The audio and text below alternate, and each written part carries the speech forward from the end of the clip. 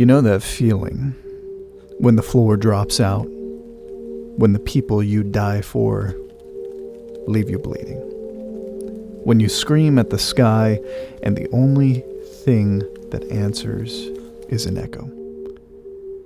Two souls, worlds apart, one ancient and one inked onto the page, but they share the same darkness.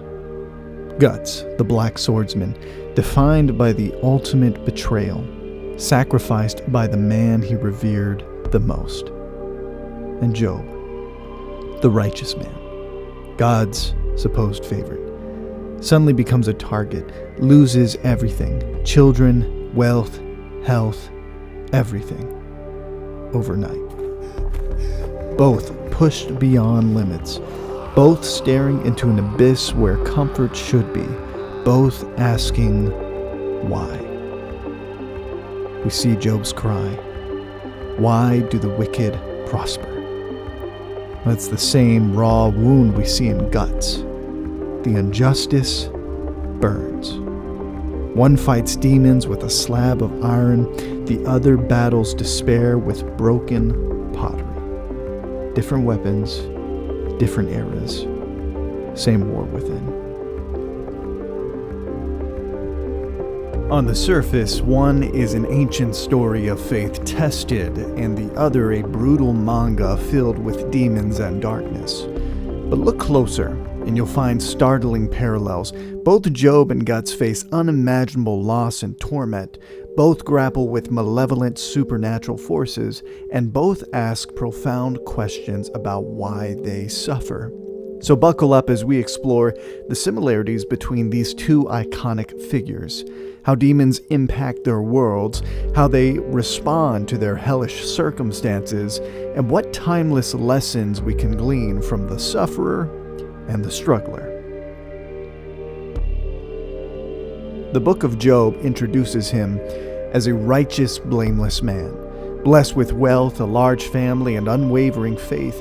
But in the heavens, a figure called the Satan, meaning the accuser or adversary, challenges God.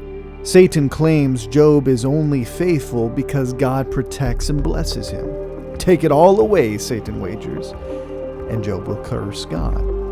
Well, God allows the test, forbidding only that Job's life be taken. In a single day, Job loses his livestock, his servants, and all 10 of his children to disasters and invaders. Then he's inflicted with painful sores all over his body.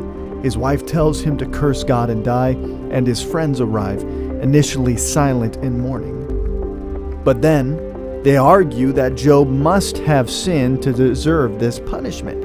Job maintains his innocence, lamenting his birth and demanding answers from God, questioning divine justice. So, now we see who Job is.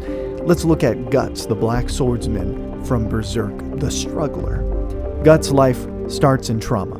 He's born from his mother's hanged corpse and raised by abusive mercenaries. He finds a semblance of belonging in the band of the Hawk, led by the charismatic and ambitious Griffith. Guts becomes Griffith's right-hand man and closest friend, but Griffith's ambition knows no bounds. To achieve his dream and ascend to power, Griffith uses a demonic artifact, the Behelit, during a solar eclipse.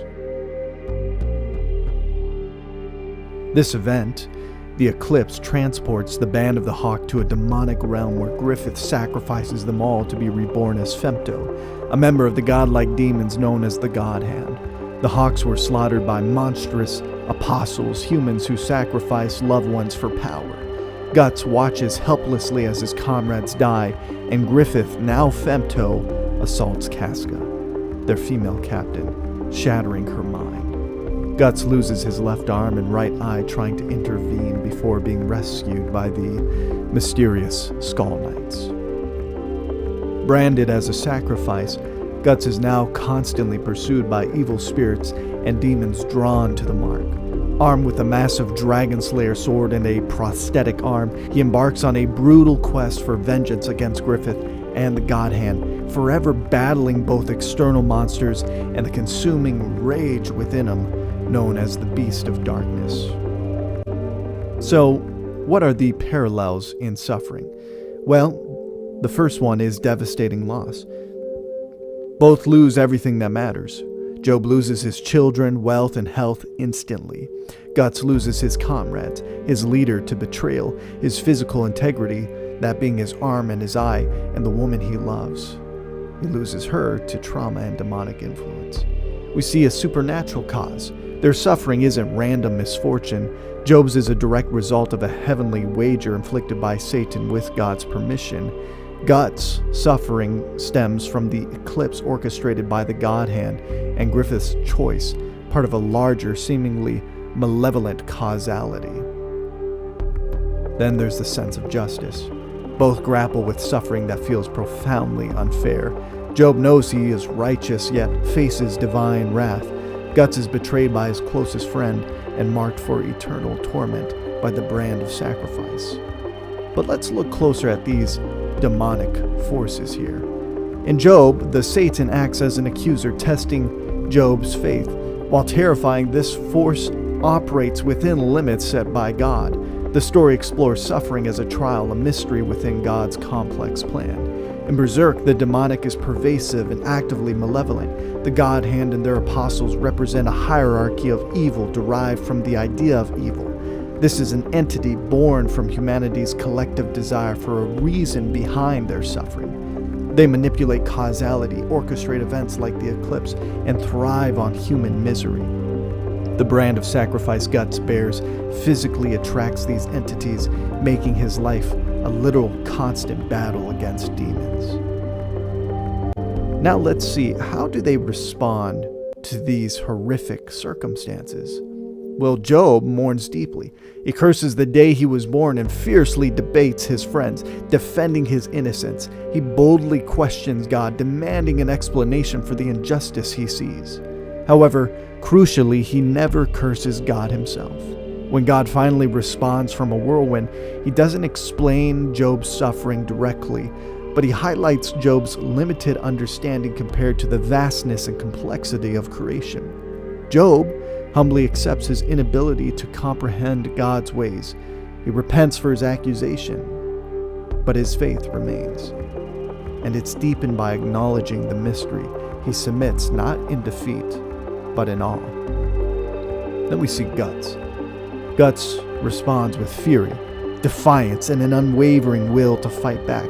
He becomes the struggler, defined by his relentless resistance against fate and the demonic forces hunting him. His path is vengeance. He pushes his body and mind to the absolute limit, even donning the Berserker armor, which grants immense power at the cost of potentially losing control to his inner beast of darkness, his rage and trauma personified. Guts rarely submits, but he endures, he fights, he struggles, trying desperately to protect what little he has left and carve out his own destiny against overwhelming odds.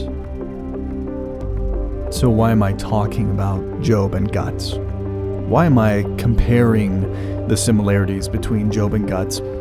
If you've ever suffered, if you've ever watched people in your life suffer, you can identify with both stories. And that's the thing. Both Job and Guts suffer in very similar ways because Job and Guts see the people they love broken, shattered. I have seen and experienced suffering myself, both in person and vicariously by those suffering around me. You know, the story of Berserk has gotten me through so many difficult times because I looked at Guts and I saw his determination. I saw his ability to press on despite the pain. He's not superhuman. He's just human. He is a suffering saint in a sense. We're all human. We're all flesh. We all mess up at times. And that's why I can identify with his struggle so much. I look at Job and I see how he cries out for justice. He wonders, where is justice? And he doesn't get an answer. Does that mean that justice doesn't exist? Well, no. It just means that justice hasn't come through yet. And at the end of the day, what can we do except fight for those things which we believe in? And that is my goal, to continue to fight and press on. And that's why these two stories inspire me so greatly. Job and Guts. Two men. One exists in the Bible, one exists in a manga. But their stories are so similar, and their stories are so helpful to those of us who have been through difficult things and are going through difficult things. Well, I know that was a lot of really heavy stuff, and this isn't going to be how all of my videos are in the future, but it took me a while to get this video done because I was trying to figure out how to do both stories justice. I am not a Berserk scholar at all. I know a lot about it, but it's kind of hard to put all of that into a 10-minute video. If you like this video, go ahead and hit the like button, subscribe, and look out for future videos. All right, pilgrims, I'll see you on the path.